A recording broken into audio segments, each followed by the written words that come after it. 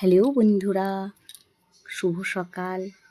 আমি জয়া মল্লিক আমার ব্লগটা শুরু করলাম। কালকে সন্ধ্যাবেলা সেজেগুজে রেডি হয়ে গেলাম বাজারে।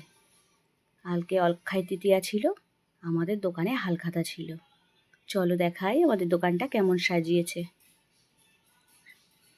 চলোই দেখো, দোকানে ভিড় ছিল বলে দোকানের ভিতরটাই ঢুকিনি, সাইডে দাঁড়িয়েছিলাম। কিছুক্ষণ দাঁড়িয়ে থেকে ফুচকা আইসক্রিম খেলাম।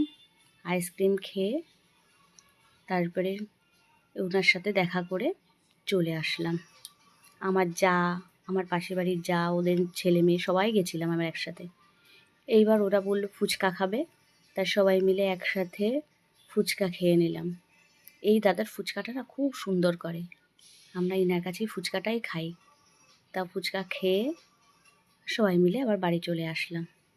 কালকে সন্ধ্যাটা খুব ভালো কাটলো, খুব আনন্দ কাটলো।